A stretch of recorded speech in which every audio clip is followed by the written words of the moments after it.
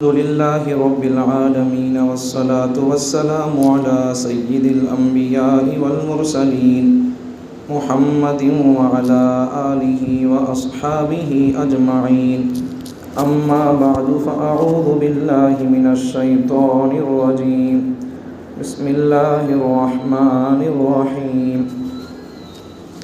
يا أيها الذين آمنوا ادخلوا في السلم كافة ولا تتبعوا خطوات الشيطان إنه لكم عدو مبين.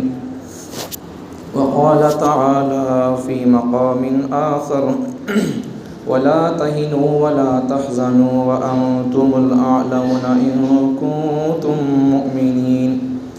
وقال تعالى في مقام آخر ظهر الفساد في البر والبحر بما كسبت أيدي الناس. صدق الله العظيم. اللهم صل على سيدنا نبينا ومولانا محمد وعلى آل سيدنا نبينا ومولانا محمد وبارك وسلم. واجب الاحترام، قابل صد احترام، معزز مکرم محترم، باوفا بہادر نڈر بے باک بے خوف، توحید و سنت کے پروانوں، اصحاب رسول کے دیوانوں،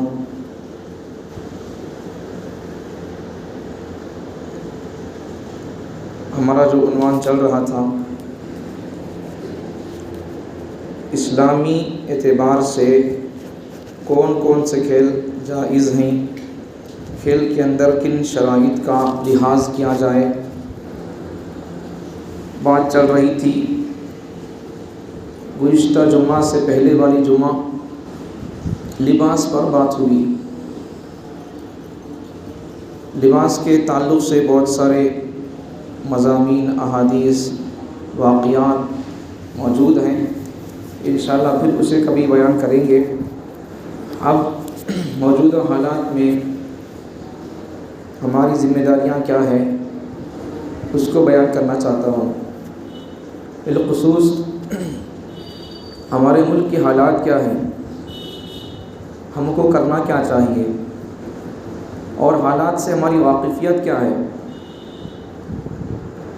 دشمنان اسلام کس چیز پر حملہ کرنا چاہتے ہیں، کون سی چیز ان کی ٹارگٹ ہے، نشانے میں ہے، وہ آپ کو سمجھانے کی، بتانے کی کوشش کروں گا.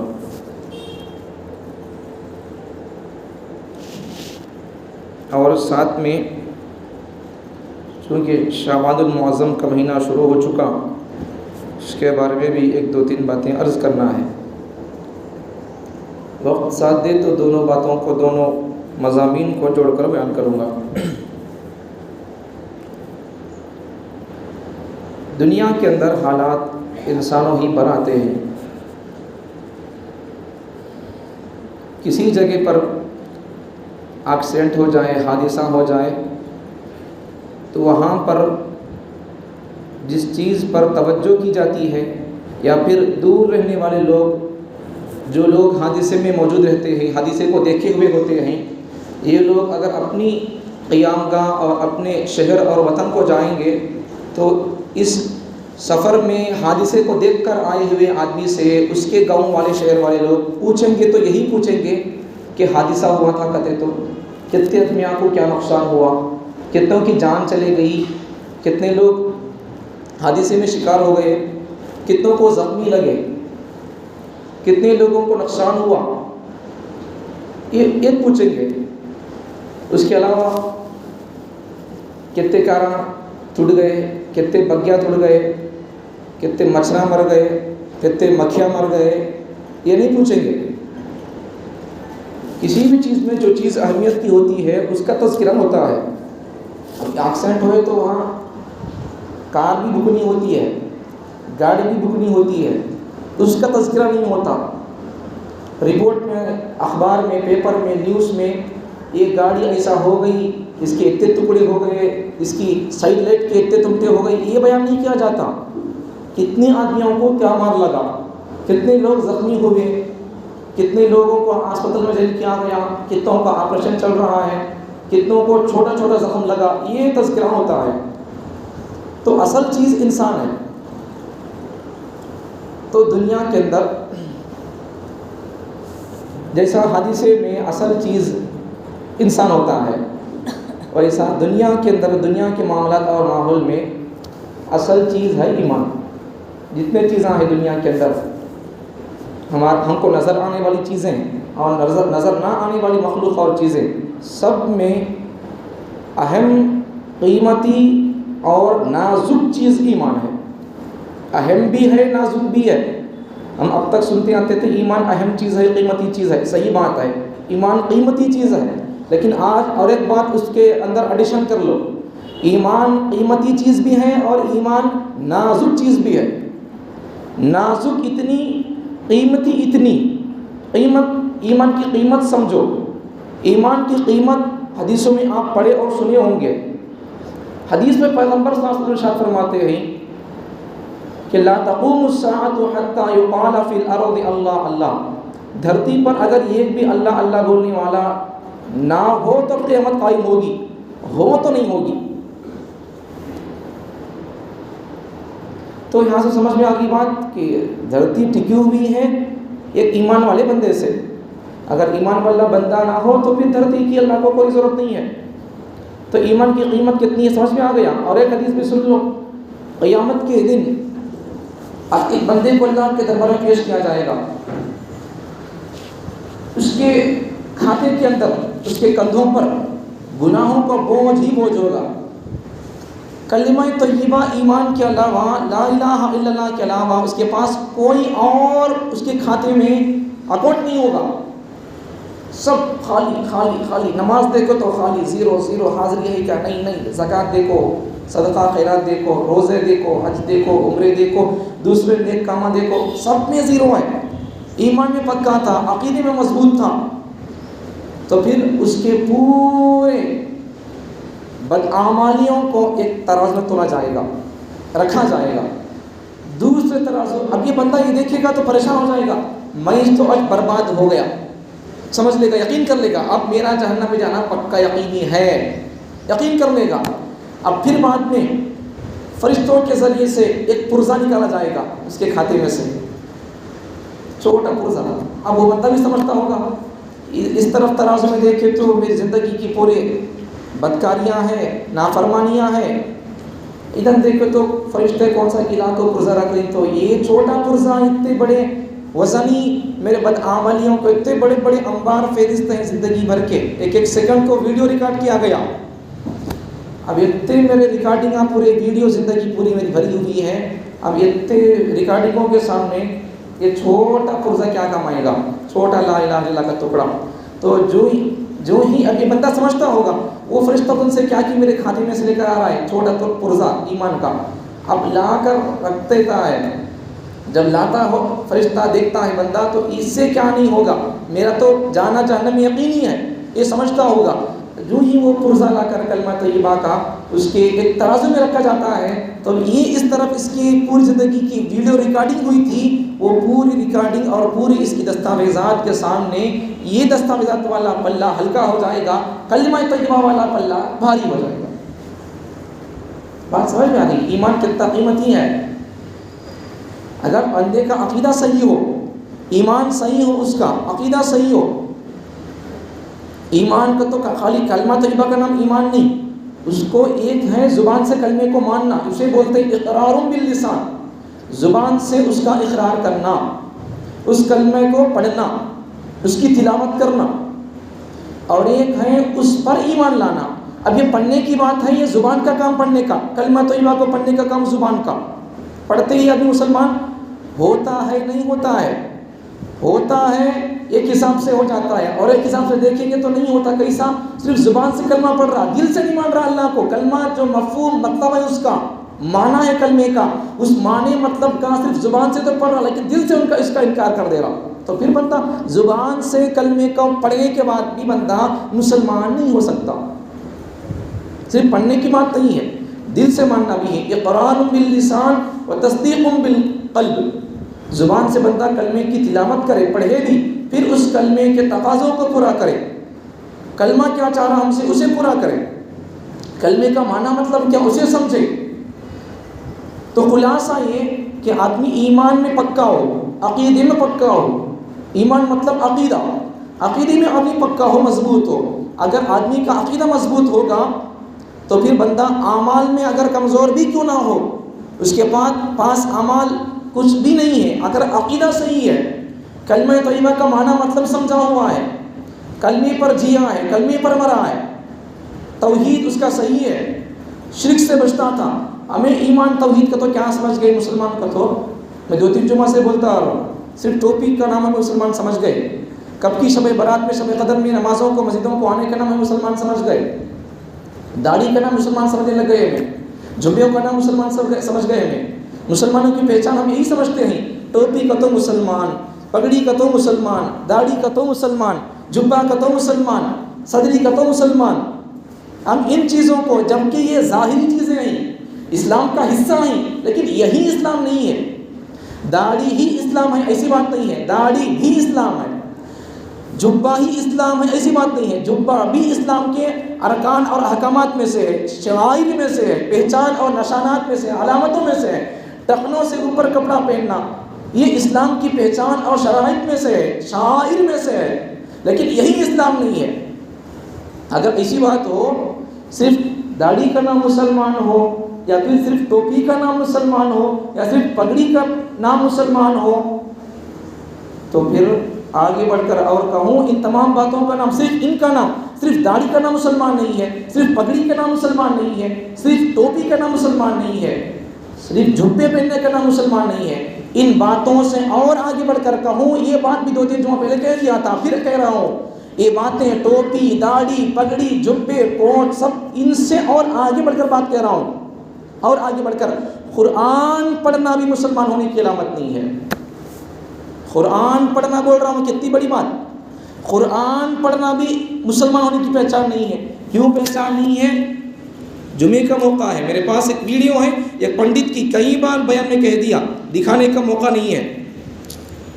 پنڈت پجاری ہے، لیکن اللہ کا کلام کا ترجمہ کر کے سمجھا رہا قوم کو، مسلمانوں کو سمجھا رہا، اللہ کا کلام پڑھ کے سمجھا رہا۔ تو مسلمانوں کی حالت کہاں تک آ گئی ہے؟ ہم قرآن پڑھنا تھا، ہم نہیں پڑھ رہے۔ پنڈت پجاری اپنی رامائن، مہابھارت، گیتاؤں کو پڑھتے ہوئے اور اس میں اس کے پیغامات سمجھتے سمجھاتے ہوئے بھی، اس کی دھرم کی کتاب پڑھتا ہوا بھی، وہ ہماری دھرم کی کتاب بھی پڑھ رہا، اور ہمارے دھرم کی کتاب صرف پڑھ رہا نہیں، ترجمہ کر رہا۔ اب سمجھو اسے کتنا نالج ہے اسلام کے بارے میں۔ عزت ذلت کا مالک اللہ ہے، یہ مسلمانوں کو سمجھا رہا۔ قرآن میں لکھا ہوا ہے، اگر جب مسلمان اسلام کو چھوڑ دیں گے، قرآن کو چھوڑ دیں گے، تو تم پر ظالم بادشاہ مسلط ہو کر رہے گا۔ اب بتاؤ کہ وہ ظالم بادشاہ مسلط ہے نہیں ہے؟ یہ پنڈت پجاری مسلمانوں کو پیغام دے رہا۔ کیا بتاؤں؟ یقین نہیں آتا تو میرے پاس ویڈیو موجود، آپ کو دکھاؤں گا۔ کیا کہیں ہماری قوم کو، کیا کہیں، کون سا سبق پڑھا ہے، بتاؤ کہ ہماری قوم آج کون سے سبق میں پکی ہے؟ توحید سے لے کر، عقائد سے لے کر، معاملات سے لے کر، عبادات سے لے کر، معاشرت سے لے کر، اور کون سے باتیں ہیں، تمام باتوں میں دیکھ لو، تمام شعبات میں دیکھ لو، کون سا شعبہ ایسا ہے جس میں ہم پکے ہوں؟ 100% ہم بتائیں کون سا شعبہ ایسا ہے اسلام کا جس میں ہم یہ کہہ سکیں، دنیا کے سامنے ہم میسیج دے سکیں، یا اللہ کے سامنے ہم یہ اللہ کے دربار میں یہ پیش کر سکیں کہ ہمارا بیڑا ہمارے اس عمل کی وجہ سے پار ہو جائے گا، ہماری گاڑی منزل مقصود تک پہنچ جائے گی، ہم اس عمل میں پکے ہیں؟ کون سا ایسا معاملہ ہمارا ایسا ہے؟ کس اسلام کی تعلیم پر ہم عمل کر رہے ہیں؟ اسلام کے کون سے شعبے پر ہم 100% عمل کر رہے ہیں؟ مسلمانوں کو پوچھ کر دیکھو، توحید میں کتنے لوگ پکے ہیں؟ توحید کا معنی کتنے لوگوں کو آتا ہے؟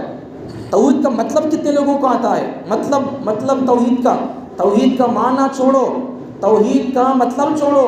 آج لوگ مسلمان قوم ہماری یہاں تک گر چکی ہے، ایک جگہ پر آج سے 19 سال کا واقعہ، ایک جگہ پر ایک درگاہ کے اندر 2 لوگ موجود تھے، ایک نوجوان بچہ تھا، ایک بوڑھا آدمی تھا۔ وہاں میڈیا جا کر پوچھتی ہے، میڈیا کے ذریعے سے بھی ہم کو سمجھایا جا رہا ہے، دیکھو دشمن میڈیا کے ذریعے سے پروپیگنڈا کر کے نفرت پھیلا رہا، اسلام کو بدنام کرنے کی کوشش کر رہا، حضور کی زندگی اور کردار کو، سیرت کو بدنام کرنے کی کوشش کر رہا۔ قرآن گندی کتاب ہے، یہ پیغام عوام کے سامنے پیش کر رہا، انسانیت کے سامنے پیش کر رہا۔ اور اس کے ذریعے سے اس کے جو سازشیں ہیں وہ ہیں، لیکن میڈیا کے ذریعے سے جب ہم کو کوئی پیغام مل جاتا ہے، اچھی بات مل جاتی ہے، ہم سے اچھب کرتے ہیں۔ تو میڈیا کا ایک کارندہ جا کر ایک درگاہ کے پاس جاتا ہے، وہاں یہ بوڑھا آدمی اور ایک نوجوان وہاں رہتے ہیں درگاہ کے اندر، تو یہ میڈیا کا آدمی جا کر اسے پوچھتا ہے، کارندہ تم کیا کرتے ہو یہاں، تمہارا مذہب کون سا ہے؟ وہ کہتے ہیں ہمارا مذہب اسلام ہے، اللہ کی بات مانتے ہیں۔ اچھا، مذہب اسلام میں داخل ہونے کے لیے کون سا منتر پڑھنا پڑے گا؟ تمہارے کو آتا کیا وہ منتر، وہ دعا، وہ الفاظ تم کو آتے کیا بتاؤ؟ تو پھر جو ہی وہ میڈیا کا کارندہ اس بوڑھے آدمی سے، نوجوان سے پوچھتا ہے کہ تمہارے دھرم میں آنے کے لیے کلمہ کون سا پڑھنا پڑے گا، الفاظ کیا ہوں، تو پھر وہ پڑھ کے دکھاؤ، تو پھر وہ لوگ اپنا دامن بچاتے چھپاتے ہوئے پیچھے پھر کر جانے لگے۔ مطلب کیا ہے کہ درگاہ میں ہیں لوگ، بزرگوں کی قبروں کے پاس ہیں، لیکن وہاں گلدستہ تو ہو رہا ہے، گل پوشی تو ہو رہی ہے، شال پوشی ہو رہی ہے، سب کرنے نہیں کرنے کے کام ہو رہے ہیں، لیکن جو ہونا تھا کام، جو ایمان عقیدہ ہونا تھا وہ نہیں ہے۔ قبروں کے پاس ہے، مزاروں کے پاس ہے، ان کی نگہبانی میں، ان کی نگہداشت میں ہے، ان کی حفاظت میں ہے، ان کی خدمت میں لگے ہوئے ہیں، لیکن ان کو کلمہ جو آنا تھا وہ نہیں آ رہا۔ اللہ پوچھتا کیا، دیکھ با تو درگاہ کی حفاظت کیا نہیں کیا، وہاں پھول چڑھایا نہیں چڑھایا، تو وہاں اپنا شال اوڑا نہیں اوڑایا، وہاں اللہ یہ پوچھیں گے، یا بندے تو ایمان بچا کر آیا نہیں آیا، میرے پیغمبر کی زندگی کو تو ایکسیپٹ کر کے فالو کر کے آیا نہیں آیا، تو توحید پر زندگی گزارا نہیں گزارا۔ اللہ یہ پوچھیں گے یا وہ پوچھیں گے؟ جو اللہ پوچھیں گے اس کی تیاری کرنا ہے، جو سوال امتحان میں آنے والا ہے اس کا جواب ہم کو تیار کرنا ہے، اس کی تیاری کرنا ہے۔ اللہ کا بھی بڑا عجیب کرم ہے، دنیا کی اسکولوں میں دیکھو، مدرسوں میں دیکھو، کالجوں میں دیکھو، وہاں سوال کے امتحان گاہ کے اندر، امتحان حال کے اندر صرف سوال کیا جاتا ہے، جواب بتایا نہیں جاتا، لیکن اللہ کا کتنا بڑا عجیب کرم ہے، اللہ نے سوال سے پہلے جواب اللہ دے کر بھیجا، قرآن کی شکل میں جواب دے کر بھیجا، حضور کی زندگی کی شکل میں اللہ جواب دے کر بھیجا۔ سوال پیدا ہوگا، سوال پیدا ہوگا، سوال کے پیدا ہونے سے پہلے اللہ نے جواب دے کر بھیجا۔ اللہ کا کرم ہے یہ۔ اب سوال کیا، زندگی کے اندر جو بھی سوال ہوگا اس کا جواب یا تو حضور کی زندگی سے ملے گا، یا قرآن مجید کی آیتوں سے، سورتوں سے، قرآن مجید کی تفسیروں سے ہم کو اس کا جواب مل جائے گا۔ تو بات کہاں سے کہیں چلے گی؟ تو دین اسلام یہ سوال نہیں ہے، جواب ہے۔ تو میڈیا کے ذریعے سے پوچھا گیا تو پھر ان کو کلمہ نہیں آ رہا، تو پھر ہم کو کلمہ آنا چاہیے۔ ہماری قوم کا حال یہ ہے کہ کلمے کا معنی، مطلب تو دور کی بات ہے، کلمہ تک پڑھنا نہیں آ رہا۔ ایسا صرف وہ ایک میڈیا کا واقعہ نہیں ہے، ہم میں سے بھی اگر کھڑا کر کے پوچھیں، یہاں اگر کھڑ کے پوچھیں کہ بول بات جی توحید کا معنی کیا، کلمہ کیا، پڑھ کر بتاؤ، تو کتنے لوگوں کو کلمہ آتا ہوگا؟ جبکہ جماعتوں کا سلسلہ جاری ہے، مدرسوں کی محنت جاری ہے، علماء کی محنت جاری ہے، مکتبوں کی محنت جاری ہے، حافظ صاحبوں کی محنت جاری ہے، خطبہ کی محنت جاری ہے، سب محنتیں جاری ہیں، سب محنتیں موجود ہیں، سب کے نتیجے ہمارے پاس موجود ہیں، لیکن پھر بھی اتنے مدرسے، اتنے حفاظ، اتنے علماء، اتنے مفتیان کرام، اتنے مسجدیں، مدرسے ہو کر بھی، اتنے خطبہ ہو کر بھی، گھنٹہ گھنٹہ بیان ہو کر بھی، 40 منٹ بیان ہو کر بھی، صبح میں قرآن کا ترجمہ تفسیر ہو کر بھی، دین کی بات ہر دن ہو کر بھی، ہر دن یا ہر ہفتے میں دین کی باتیں اور قرآن کی باتیں سن کر بھی، بزرگوں کی باتیں سن کر بھی، آج بھی امت کے اندر سے جہالت ختم نہیں ہوئی ہے۔ ابھی امت میں سے 80% لوگوں کو کلمہ تک نہیں آ رہا۔ کیا بات ہے؟ ہم نے اسلام کو چھوڑ دیا، اسلام کو سمجھا نہیں ہے، اسلام ہم کو پسند نہیں ہے۔ ہم نے اسلام کو کیا سمجھا؟ صرف ٹوپی کو اسلام سمجھا۔ میرے بھائی، ٹوپی اسلام نہیں ہے، ٹوپی ہی اسلام نہیں ہے، صرف داڑھی ہی اسلام نہیں ہے، صرف پگڑی ہی اسلام نہیں ہے۔ یہ تو اسلام کے شعائر میں سے ہے، اسلامی تعلیمات میں سے ہے، یہی اسلام نہیں ہے۔ اگر صرف پگڑی کو اسلام کہیں گے تو پھر جو بندہ پگڑی پہنے گا وہ مسلمان ہے کہیں تو پھر سکھوں کو مسلمان کہنا پڑے گا، جس کے چہرے کے اندر داڑھی ہو وہ مسلمان ہے، تو پھر بہت سارے پنڈتوں کو مسلمان یہ بھی بندہ ہے کہنا پڑے گا۔ اگر سوٹ پہننے کا نام صدی پہننے کا مسلمان ہے تو پھر بہت سارے ہیروؤں کو، فلم اسٹاروں کو مسلمان بولنا پڑے گا. ٹوپیوں کو صرف مسلمان کہیں تو پھر مہاراشٹر کی طرف چلے جاؤ آپ، مہاراشٹر میں وہاں کی ہندو لوگ لمبی ٹوپی پہنتے ہیں 2 پلی کی، ان کو مسلمان بولنا پڑے گا. مسلمان، اسلام، ایمان بولتے ہیں کسے؟ یہ سب کپڑے، لباس، داڑھی، پگڑی، یہ ساری چیزیں اسلام کی علامات ہیں. یہی اسلام نہیں ہے. اسلام کا معنی کیا پھر؟ توحید کا معنی کیا پھر؟ اسلام کی پہچان کیا پھر؟ توحید. توحید اسلام کی پہچان ہے. اسلام کی بنیاد توحید ہے. وہ پڑھے بغیر یہ ہمارے ٹوپیاں پگڑیاں کچھ بھی قبول نہیں ہوں گے. وہ ہو پہلے وہ ہو، ایک ہو پہلے ایک، اس کے بعد پھر آپ زیرو ڈالتے جائیں گے تو اس کی قدر قیمت ہوگی. ایک ہی نہ رہا تو پھر آپ زیرو ڈالتے جائیں، ان کی کوئی قیمت نہیں ہوگی. آپ صرف زیرو نہیں کے ساتھ صرف ایک ہی لکھ دو، اس کی قیمت ہوگی. تو وہی درجہ اور وہی اہمیت ہے ایک کلمہ توحید کی، ایمان کی، عقیدے کی. ہمارے پاس 1 نمبر ہو پہلے عقیدہ توحید. ہمارے عقیدہ توحید میں ہم مضبوط ہوں پہلے. اس کے بعد آپ داڑھی رکھو، پگڑی پہنو، جبہ پہنو، صدری پہنو، جو کرنا چاہیں آپ حلال اور جائز کام شریعت کے اندر رہ کر کرو تو وہ اللہ کے دربار میں قبول ہے. ورنہ پھر توحید ہی نہیں ہے، ایک ہی نہیں ہے، ایک ہی آپ زیرو ڈالتے جائیں گے، نماز پڑھتے جائیں گے. توحید میں برابر نہیں ہے بندہ. اللہ کو مان رہا خالی، لیکن اللہ کو مختار کل نہیں مان رہا. اللہ کے قبضے میں سارے دنیا کے فیصلے ہیں یہ نہیں مان رہا. اللہ کو صرف اللہ کی بات کے حد تک مان رہا، اللہ کی بات کرنا، یا پھر اللہ ہے تش مان رہا.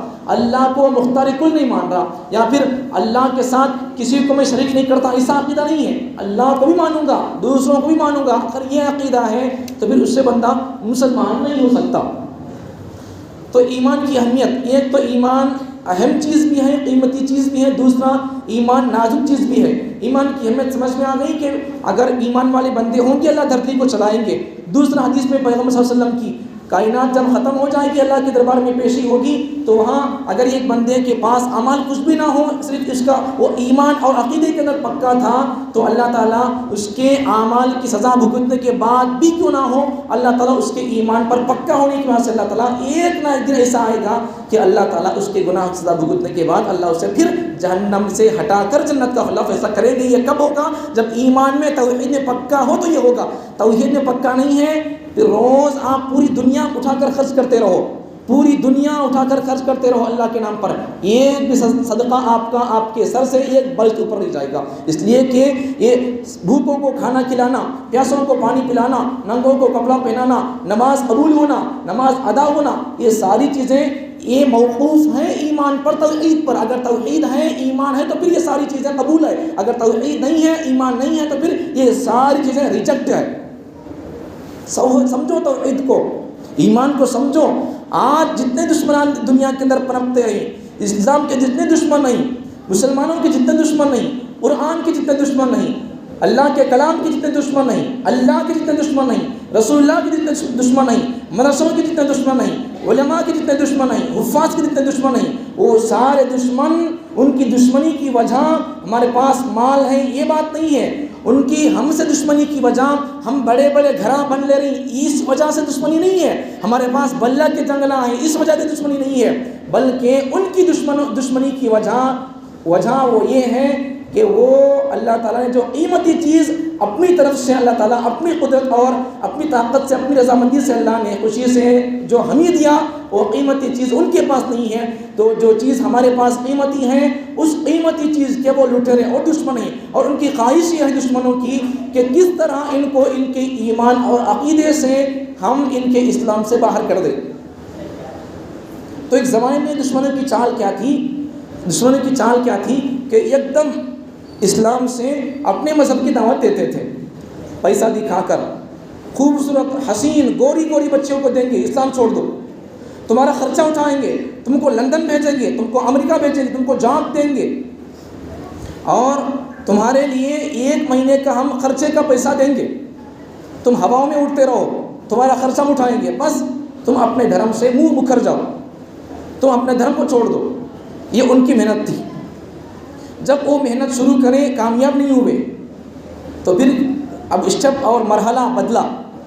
پہلا مرحلہ کیا تھا ان کا؟ ایک دم ان کے دھرم سے اٹھا کر اسلام سے اٹھا کر اپنے دھرم میں داخل کر لیں، اس میں کامیاب نہیں ہوئے۔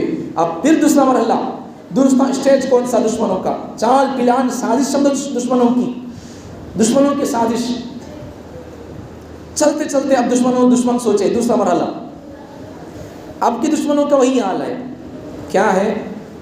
ایک بات، ان کو جھبے پہننے دو، مسجدوں کو جانے دو، اور ان کو داڑھیاں رکھنے دو، ٹوپیاں پہننے دو، مدرسوں کے اندر ان کے بچوں کو جانے دو، سب کچھ کرنے دو ان کو، لیکن ان کا اندر کی ایمان کو شک میں ڈال دو، ان کے اللہ کے کلام کے بارے میں شک میں ڈال دو، ان کے دھرم کے بارے میں شک میں ڈال دو، ان کے نبی کے بارے میں ان کو شک میں ڈال دو، ان کے اللہ کے بارے میں شک میں ڈال دو۔ یہ اس وقت کی دشمنوں کی سازش ہے، اور اس پلان کو پاس کرنے کے لیے، اپنے اس پلان میں کامیاب ہونے کے لیے طریقے مختلف اختیار کر دیے، طریقے مختلف انہوں اپنائے، اختیار کیے۔ ایک طریقہ، اسکولوں کے اندر نظام اور نصاب کو بدل دیے۔ اسکولوں کے اندر آج تعلیم نہیں پڑھائی جا رہی، مذہب دھرم پڑھایا جا رہا۔ تعلیم نہیں ہے اسکولوں کے اندر، انگریزی تیلگو یہ نہیں ہے، آج کے اسکولوں کا مقصد دھرم پڑھانا ہے، تعلیم نہیں ہے، لائر بنانا نہیں ہے۔ آج بتاؤ کہ اسکولوں سے آج کتنے لائر پیدا ہوئے، بتاؤ کہ آج اسکولوں سے کتنے وکیل پیدا ہوئے، کتنے جج پیدا ہوئے، کتنے علامہ اقبال پیدا ہوئے، کتنے لوگ پیدا ہوئے، کتنے ابوالکلام آزاد پیدا ہوئے، کتنے گاندھی پیدا ہوئے، بتاؤ کتنے گاندھی پیدا ہوئے۔ آج اسکولوں کا ماحول تعلیم پڑھانے کا نہیں ہے، کسی بچے کو تعلیم پڑھا کر اسے وکیل، جج، لائر بنانے کا نہیں ہے، گاندھی بنانے کا نہیں ہے، اسے ابوالکلام بنانے کا نہیں ہے، اسے کوئی اور عہدہ دے کر اسے کسی عہدے پر پہنچانے، یہ سب تعلیم نہیں اسکولوں کے اندر۔ آج اسکولوں کے اندر نیو ایجوکیشن پالیسی کے نام سے اسکولوں کے اندر آج تعلیم نہیں پڑھائی جا رہی ہے، آج اسکولوں کے اندر دھرم پڑھایا جا رہا، مذہب پڑھایا جا رہا۔ اب ہمارے مسلمان بچوں کو اپنے دھرم اسلام سے ہاتھ دھونے کی پڑھائی جا رہی ہے۔ اب کیسا بھی ہو، کتابوں کے اندر ان کے مذہب کے بڑوں کی تاریخ آ گئی ہے، ان کے بڑوں کی باتیں آ گئی ہیں۔ اسکولوں کے اندر جب کوئی پروگرام ہوتا ہے تو پھر کسی بت کو بنا کر جانا، کسی کو اسے ڈرائنگ کر کے جانا، کسی گرو کو، گنپتی کو، یا پھر ہنومان کو، کسی اور چیز کو، غیر مسلموں کے جو پوتر اور ان کے بڑے جو ہیں مقدس ان کی نظر میں، تو ان کی تصویریں اور ان کے اسکیچ ڈال کر جانا ہے۔ اسکولوں کے اندر مذہب پڑھایا جاتا ہے یا تعلیم پڑھائی جاتی ہے؟ اسکولوں کے اندر بچے کو پڑھائی تعلیم دی جاتی ہے یا اسے یہ اپنے مذہب کا پیالہ پلایا جاتا ہے؟ اسکولوں کے اندر تعلیم دی جاتی ہے، مذہب کا پیالہ نہیں پلایا جاتا۔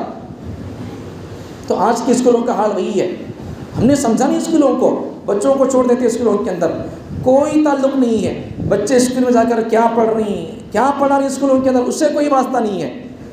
تو میں شروع میں عرض کیا نہیں، ایمان قیمتی چیز بھی ہے، نازک چیز بھی ہے، قیمتی چیز حدیثوں نے بتا دیا، نازک کتنا ہے اب سمجھو، نازک کتنا ہے ایمان اب سمجھنے کے لیے اسے مثال سمجھو۔ ایمان اتنا نازک ہے جیسا کہ دشمنوں کی طرف سے سازشیں چل رہی، اللہ کے بارے میں شک میں ڈال دینا، نبی کے بارے میں شک میں ڈال دینا، یا پھر اسلام کے بارے میں اعتراض پیدا کر دینا، شک پیدا کر دینا، دشمنوں کی طرف سے اعتراضات۔ کیا اعتراضات؟ دیکھو اللہ دستا نہیں ہے، تم کیسا مانتے ہو؟ دسنے والی چیز کو ماننا پڑے گا، جو چیز نظر نہیں آتی ہے اس کو کیسا مانتے آپ؟ یہ اس قسم کا اعتراض۔ اب دشمنوں کی یہ چالیں، یہ سازشیں میڈیا کے ذریعے سے، اور پھر اور آگے بڑھ کر، اچھا اب یہ سوال کا بھی جواب ہمارے پاس موجود ہے۔ اب دشمنوں کی چال اور دشمنوں کا سوال کیا؟ نظر نہیں آنے والی چیز کو نہیں مانتے، نظر آنے والی چیز کو مانیں گے۔ اگر ایسا کہیں گے تو پھر بہت ساری چیزیں ایسی ہیں جو نظر نہیں آتی، پھر بھی ان کو ماننا پڑے گا۔ بہت ساری چیزیں ایسی ہیں جو نظر نہیں آتی آنکھوں سے، لیکن ان کو مانتے ہیں۔ بہت ساری چیزیں، کریملس بولتے ہیں، بیکٹیریا بولتے ہیں، اب یہ سب چیزیں نظر نہیں آتے، جراثیم نظر نہیں آتے، پھر بھی مانتے ہیں۔ کرونا وائرس بول کر بولے تکیڑا ہتا، وہ تکیڑا ہتا، کہاں نظر آتا تھا؟ وہ نظر نہیں آتا ہے۔ بخار آئے نظر نہیں آتی، سر کا درد آئے نظر نہیں، اپنی زبان سے درد ہو رہا یہاں بول کر اندر درد ہو رہا، زبان سے اس کا اظہار کر رہا ہے، بول کر درد، بہت درد ہو رہے بھائی، سر درد ہو رہا، پیٹ درد، یہ درد نظر نہیں آ رہا۔ درد کو پانے والا آدمی درد کا اظہار کرتا ہے زبان سے، لیکن درد نظر نہیں آ رہا۔ اب درد کا انکار کر دیں گے، نہیں سے بخار نہیں ہے بولیں گے، سر کا درد نہیں ہے بولیں گے، کیا بات ہے؟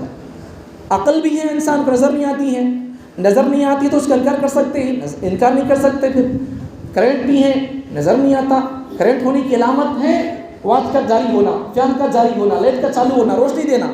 اگر دشمنوں کے بولنے کے حساب سے اگر یہ کہا جائے کہ جو چیز نظر آتی ہے ہم اسے ہی مانیں گے، جو چیز نظر نہیں آتی اسے ہم انکار کر دیں گے، دیکھو تمہارا اللہ نظر نہیں آتا ہے اس لیے اس کو ماننا نہیں چاہیے، نظر آنے والی چیز کو ماننا پڑے گا، تو پھر بہت ساری چیزوں کو انکار کرنا پڑے گا. حتیٰ کہ کرنٹ، عقل، پیٹ کا درد، بخار، سر کا درد، ان کو تو چھوڑو، یہ ہے سوچ نظر نہیں آنے والی چیزیں ہیں. بلکہ آدمی جب پیدا ہوتا ہے تو اسے اس قسم کی جو باتیں بولتے لوگ ان کے لیے جواب ہے. آپ بھی اس جواب کو سمجھو. اگر کوئی آدمی اس قسم کا سوال اٹھائے تو آپ جواب دو، جواب کو سیکھ کر جاؤ. توحید کا پیالہ پی کر جاؤ یہاں سے، قرآن کا پیالہ پی کر جاؤ یہاں سے، آپ قرآن کا سبق پڑھ کر جاؤ یہاں سے، توحید سمجھ کر جاؤ یہاں سے. دشمنوں کے چنگل میں آپ ان کے حملے میں ان کے آپ لقمہ نہیں بننا چاہیے آپ کو. آپ کے پاس علماء موجود ہیں، آپ کے پاس نبی کے وارثین موجود ہیں، آپ کے پاس اللہ کا کلام موجود ہے. آپ بے ہمت نہ ہو، آپ اپنا حوصلہ کم نہ کریں، پست نہ کریں. دشمنوں کے سوال سے آپ اپنا دل چھوٹا نہ کریں. دشمن سے سوال کر دیا، ہمارے پاس جواب نہیں ہے تو ہمارا اللہ نظر نہیں آتا ہے، دشمن سوال برابر کر رہا ہے اور اللہ نہیں ہے تو ان کا جواب کیا دیں؟ آج آپ جواب سیکھ کر جائیں. دشمنوں کے سوال کا جواب آپ دیں، آپ جواب نوٹ کر کے جائیں. اگر دشمن یہ سوال کریں آپ اس سے پوچھو، اگر آپ کے کہنے کے مطابق جو چیز نظر آتی ہے وہ صحیح ہے، وہ ہے، اس کا ثبوت ہے، جو چیز نظر نہیں آتی ہے وہ معدوم ہے، موجود نہیں ہے. اگر آپ ایسا کہتے ہو، بہت ساری چیزیں جو مثال سے بتا دی ہیں آپ کو، کرنٹ ہے، عقل ہے، پیٹ کا درد ہے، سر کا درد ہے، بہت ساری چیزیں ہیں، ان کو تو چھوڑو، ہے سوچے نظر نہیں آتے ہیں. اور آگے بڑھ کر سنو، اور عقلی جواب کے لیے، دشمنوں کو جواب دینے کے لیے جواب سیکھ کر جاؤ. جب انسان پیدا ہوتا ہے، بچہ پیدا ہوتا ہے تو اس کا باپ کون ان دیکھا نہیں رہتا ہے. جب ان پیدا ہوا تھا تو اسے کیا معلوم ہوگا اس کا باپ کون بول کر؟ پیدا ہونے کی بات ماں بولی سو اسے تیرا بابا ان دیکھ ماں بول کو، اسے ان کہاں دیکھا باپ بول کو؟ جنیس و ماج کون معلوم نہیں اسے عجیب رکھ لے کو دودھ پلاتی تھی، اسے میاں محبت کرتی تھی، ان پیشاب کیا تو پیخانہ کیا تو دھلاتی تھی، تو سمجھ گئے ان ماں بول کر. وہ بھی معلوم نہیں اسے. ان بولتی تھی امی بول بیٹا، امی بولو بولتی تھی تو ان بولتا تھا امی کو بول کو، ورنہ اسے کیا معلوم ہے امی کو بول کو. تو جو دشمن اعتراض کرتے ہیں ان کے لیے جواب ہے، ہر دکھنے والی چیز کو مانیں گے تو پھر تم نے اپنے باپ کو بھی نہیں دیکھا ہے تو پھر انکار کر دو. باپ کو کیسے مانا تم نے؟ جب تم پیدا ہوئے تھے تو تمہارے باپ کا تم کو کیسے پتہ چلا؟ تمہارے آنے سے پہلے ہی باپ تھے، تم کا پتہ کیسے چلا؟ تم نے دیکھا نہیں ہے. ماں کے ماننے پر ہم مان لیے تو پھر اب بھی اللہ کہتا ہے قرآن مجید میں قل هو اللہ احد، وہ کہتا ہے اللہ کے وہ ایک ہے، اللہ الصمد، وہ کسی کا محتاج نہیں ہے. اس قسم کے باپوں کا، ماؤں کا، ناناؤں کا، داداؤں کا، بیویوں کا، بچوں کا وہ محتاج نہیں ہے. اس قسم کی باتوں سے پاک ہے اور اللہ تعالیٰ کے ساتھ اس قسم کی باتوں کی محتاج نہیں ہوتی ہے، بے نیاز ہے.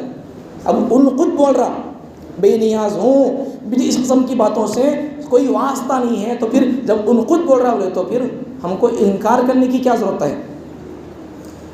تو میرے ایمان اتنا نازک ہے، ایمان اتنا نازک ہے، دشمنوں کی طرف سے اعتراضات ہوتے رہیں گے. اگر ہمارا کوئی مسلمان بندہ ان کی اعتراضات پر اگر یقین کر لے گا، اور ایسا کیسا ہو سکتا ہے، اسلام میں زکوٰۃ کہیں کو ہے اور ہمارے اوپر یہ ظلم ہے اللہ کی طرف سے، یا پھر ہمارے اوپر یہ زبردستی ہے، اگر ایسا دشمنوں کے اعتراضات کو آدمی اسے یقین کر لے گا، اللہ کے اوپر شک کر لے گا، تو پھر بندہ ایمان سے ہاتھ دھو لے گا.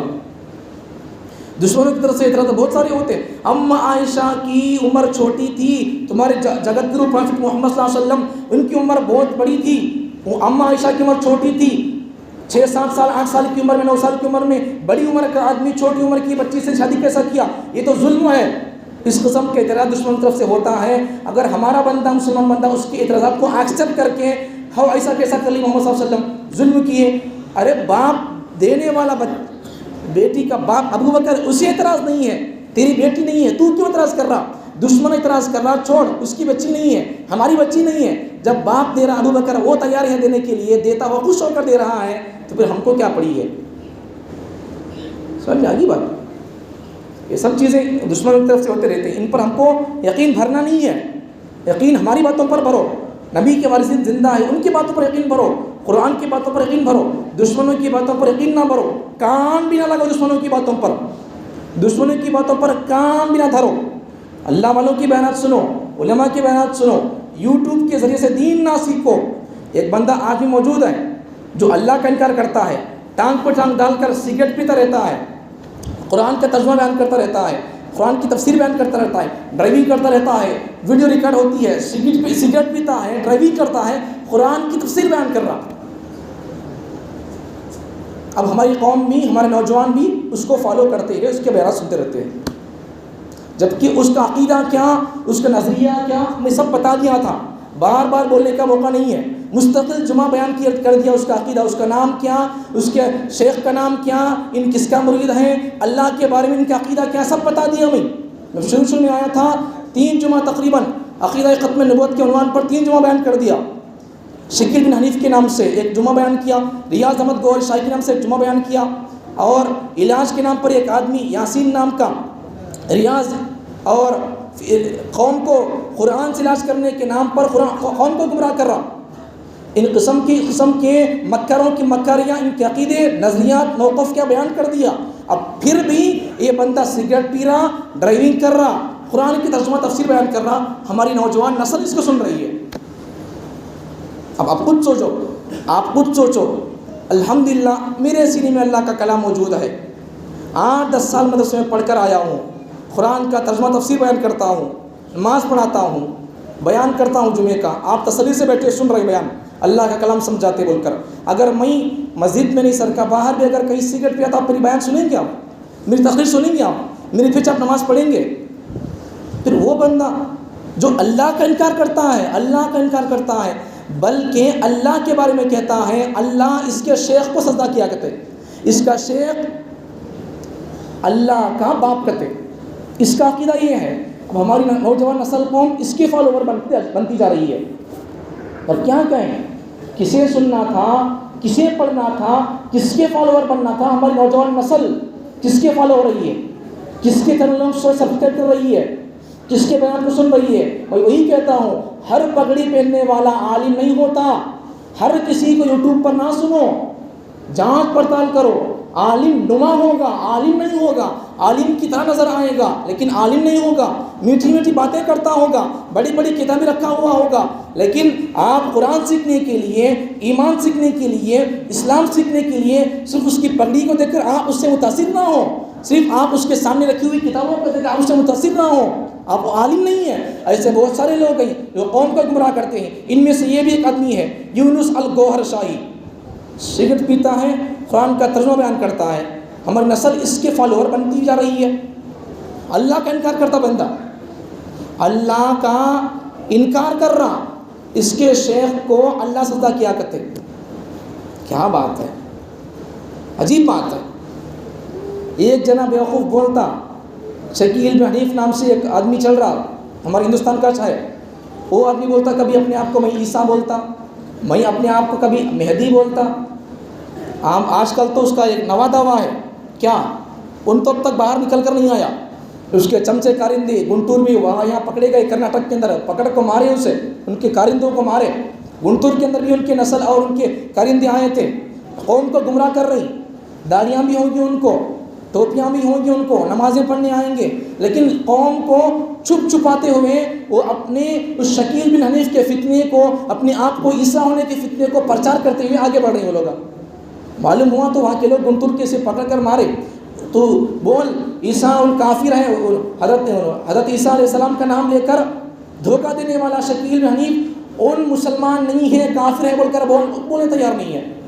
شکیل بن حنیف کو عیسیٰ ہونے کا عقیدہ رکھا بندہ، اب ان کا مسلمان ہوگا، عیسیٰ ہے، نبی ہے، اللہ کے بندی ہے، لیکن ان سے ہٹ کر شکیل بن حنیف کو، اسے ایک انسان کو عیسیٰ ماننا بندہ۔ اب اس کے دیکھ کر تو اس کا نام ہی سمجھو، شکیل بن حنیف، حنیف کا بیٹا شکیل۔ اب عیسیٰ کو باپ ہے کیا؟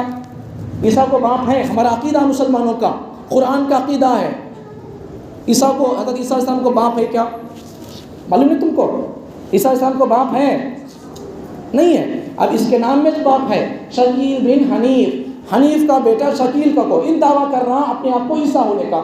اب قوم اسے مانتی جا رہی ہے، ہماری نوجوان نسل مانتی جا رہی ہے، اسے، اس کے فالوور آتی جا رہی ہے، اس لیے میں کہتا ہوں ہر داڑھی رکھنے والے سے دین نہ سیکھو، ہر پگڑی پڑھنے والے کو آپ عالم نہ سمجھو، اس کا علم کیا ہے پرکھو، سمجھو پہلے کیا ہے، ورنہ آپ اندھے نہ بنو۔ میں علاج کرتا ہوں تو آپ سنیں گے سمجھیں گے، علاج کرنے آئیں گے، میں آپریشن کرتا ہوں تو آپ آئیں گے میرے پاس، پھر اس کا میرے پاس فن نہیں ہے، اس کا ماہر نہیں میں، میرے پاس آپ علاج کرنے آتے، اچھی بات ہے، رائٹ ہے، آج سے میں سلام ہے۔ اب میرے پاس کیا سیکھنا پڑے گا؟ شادی کیسا کرنا سیکھو، اور کیا ہے عقیدہ کیسا کرنا سیکھو، ہمارے عقیدے کیا ہیں وہ سمجھنا ہے سمجھو، قرآن پڑھنا ہے پڑھو، سمجھنا ہے سمجھو۔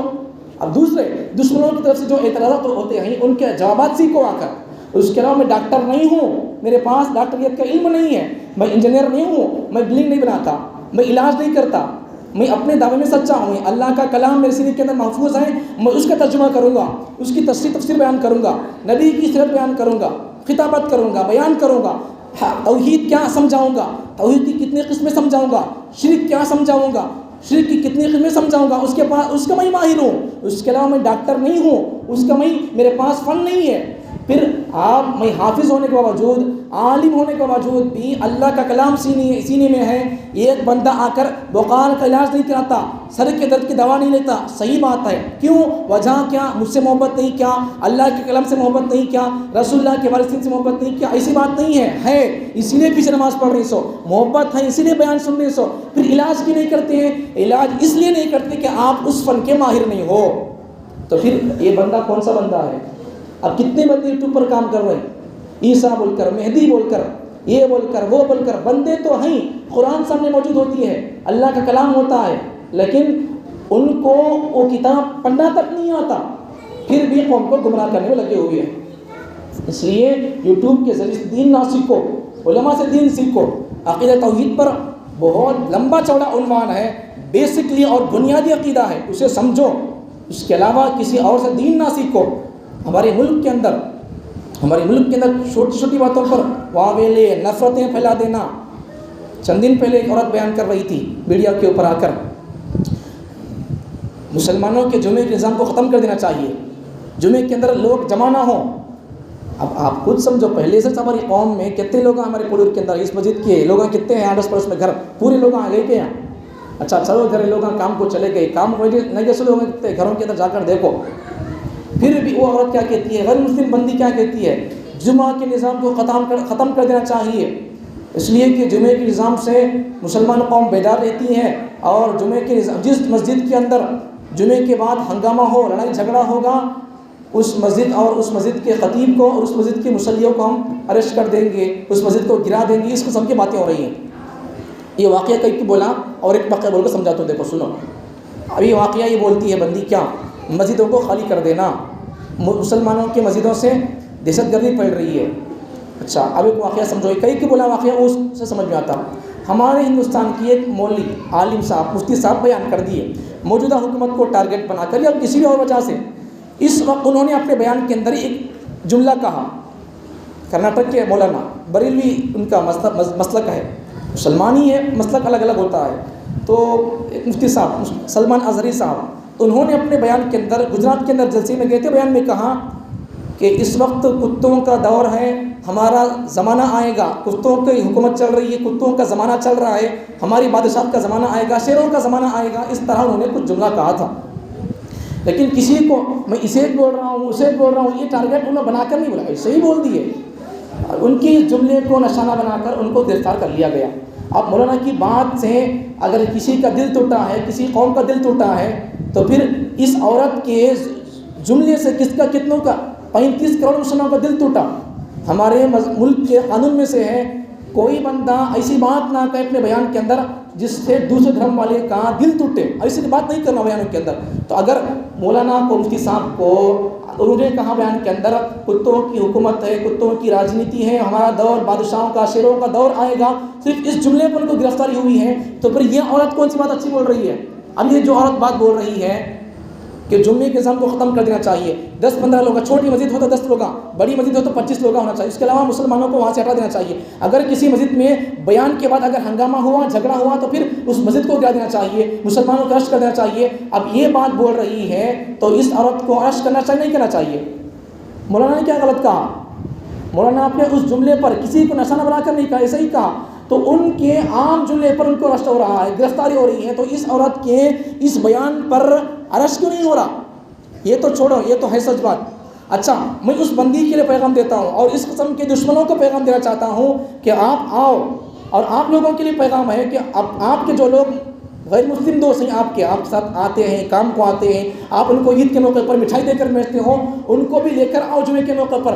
مسجد میں غیر مسلموں کا آنا کوئی عیب کی بات نہیں ہے، پیغمبر صلی اللہ علیہ وسلم کے زمانے کے اندر بھی غیر مسلم مسجد کے اندر آتے تھے، واقعات موجود ہے، تفصیل کا وقت نہیں ہے، لے کر آؤ، ان کو بتانا چاہیے اسلام کیا ہے، مسجد کے اندر کیا بیان ہوتا ہے، مسجد کے اندر دہشت گردی کا سبق ہوتا ہے یا نماز کا سبق ہوتا ہے، مسجد کے اندر ہمیں قوم کو شرم کا، حیا کا، لباس کا سبق ہوتا ہے یا ہماری قوم کو ہم تلوار لے کر نکلو، غیر مسلموں کو قتل، یہ سبق پڑھایا جاتا ہے، ان کو بلا کر سمجھاؤ پٹھاؤ نہیں ہے۔ یہ تو ایک واقعہ یہ ہے، اور ایک واقعہ، ایک بندہ تو اس کا نام نہیں لینا چاہتا ہوں، کئی دنوں سے، کئی سالوں سے، تقریباً 2-3 سال سے جب سے میں دیکھ رہا ہوں اسے، قرآن کے بارے میں کہتا ہے گندی کتاب ہے، گندی کتاب ہے، گندی کتاب ہے، یہ قرآن کے بارے میں کہتا ہے گندی کتاب ہے۔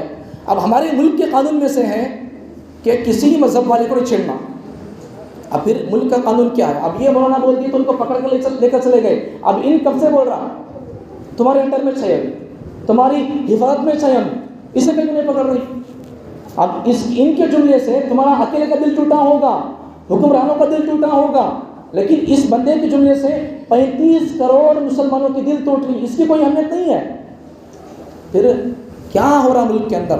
اپنی ذمہ داریوں کو سمجھو، اپنی ذمہ داریاں ادا کرو، سچے پکے مسلمان بن جاؤ، دشمنوں کے لیے بولنے کا موقع نہ دو، قرآن کو سیکھو، قرآن کو پڑھو، قرآن کو سمجھو، وقت دو اس کے لیے، نمازوں کو آؤ، مسجدوں کو آباد کرو۔ دشمنوں کی چال ہے مسجدوں کو خالی کر دینا، ہمارا پلان ہو، ہماری کوشش ہو مسجدوں کو بھرنا۔ اگر ہم کوئی آخری بات بولتا ہوں، نکتے اور پوائنٹ کی بات، جب تک ہم کسی چیز کی حفاظت کرتے رہیں گے، کوئی چیز ہمارے ہاتھ میں مضبوط ہوگی تو اس سے کون چور مال لے کر جائے گا؟ جب ہم اس چیز کے بارے میں غفلت کر دیں گے، یہاں رکھ کر فون چلے جاؤں گا، کوئی آ کر لے کر چلے جائے گا، اسے کس کا کیبل کا لے کر چلا جائے گا، تو ایسا اگر ہم اس مضبوطی سے پکڑ کر ہاتھ میں رکھ لیں گے ہمیشہ، جیب میں رکھ لیں گے ہمیشہ، تو پھر کون چلا لے گا اسے؟ تو ایسا ہی ہم اگر ہماری مقدس جگہوں کو، مسجدوں کو، بہت ساری ہمارے ملک کے اندر مسجدیں حکومت کے انڈر میں آ رہی ہیں، حکومت اس سے قبضہ کرنا چاہتی ہے، وہاں توڑ رہی ہے، پھوڑ رہی ہے، وہاں مندر بنانے کی پلاننگ ہو رہی ہے اور بنا بھی رہی ہے۔ اگر ہم اپنی مقدس جگہوں کو، ہمارے بادشاہوں کی، ہمارے بزرگوں کی تاریخی ہماری مقدس جگہوں کو اور ہماری اس مسجد کو، اور جہاں جہاں ہماری مسجدیں ہیں وہاں اگر ہم ہماری مسجدوں کو ویران کر دیں گے تو پھر دشمن یہ بھی ہماری ہے، یہ ہمارا ہے تو پھر یہ بھی ہمارا ہوگا بول کر اسے بھی قبضہ کرنے کی کوشش کریں گے، دعویٰ بھی کریں گے اور جھوٹے جھوٹے ثبوت پیش کر کے اسے قبضہ کر لیں گے۔ اس لیے ہماری ذمہ داری ہے کہ ہم قرآن کو پڑھیں۔ اس قسم کے جو لوگ اعتراض کرتے رہتے ہیں ان کو ہم جواب دیں۔ یہ آدمی کہہ رہا ہے قرآن گندی کتاب ہے، آپ اپنے اندر کے جو آپ آج ہمارے مسلمان اسلام پر کتنا عمل کر رہے ہیں، قرآن پر کتنا عمل کر رہے ہیں، ان کو نظر آتا ہے ہمارا اسلام سے مکھر ہونا، ہماری صاف چہرے ان کو نظر آتے ہیں، اب ہمارا تجارتوں کے اندر دھوکہ دینا ان کو نظر آتا ہے، اس لیے انہوں نے سمجھ لیا کہ مسلمان ایسے ہی گندے ہوتے ہیں، ایسے دھوکہ باز ہوتے ہیں۔ آپ قوم کو دکھلاؤ، دنیا کو دکھلاؤ، تجارت ایسی ہوتی ہے، بزنس ایسی ہوتی ہے اور پارٹنرشپ ایسی ہوتی ہے۔ آپ اسلام کے اصول کو سمجھ کر تجارت کر کے، اسلام کے اصول کے مطابق بزنس کر کے آپ دنیا تک اسلام کا، قرآن کا پیغام دو، اور آپ کا اسلام کے مطابق تجارت کرنا، بزنس کرنا اور بروکری کرنا بھی، اور آپ کا یہ سب اسلام کے اصول کے مطابق کرنا دشمنوں کے جواب ہو جائے گا۔ بس اس کے علاوہ ہم کو میدان میں اتر کر اگر ہم کوئی اور دھرنا دیں گے تو پھر ہم کو پھر نشانے میں آنا پڑے گا۔ اس لیے ہماری ذمہ داری یہ ہے کہ دھرنے سے زیادہ ہم اپنی ذمہ داریوں کو ادا کرنے کی کوشش کریں، دھرنے سے زیادہ، جلسے سے زیادہ اور کوئی اور پروٹیسٹ کے علاوہ ہم قرآن پر عمل کریں، اسلام پر عمل کریں، شریعت پر عمل کریں۔ ہمارا شریعت پر عمل کرنا خود ان کے لیے جواب ہو جائے گا۔ اللہ تعالیٰ مجھے اور آپ کو ہماری ذمہ داریاں کیا ہیں اس کو سمجھنے کی توفیق عطا فرمائے، اس کو ادا کرنے کی توفیق عطا فرمائے، اور دشمنان اسلام کا اللہ تعالیٰ ہم تمام کو جواب کے لیے اللہ قبول فرمائے، ہم تمام کو اللہ تعالیٰ اسلام کے اندر پورا کا پورا داخل ہو کر اس پر جینا مرنا اللہ آسان فرمائے۔ وآخر دعوانا الحمدللہ رب العالمین۔ جو حضرات سنت نہیں پڑھے سنت پڑھ لیجیے۔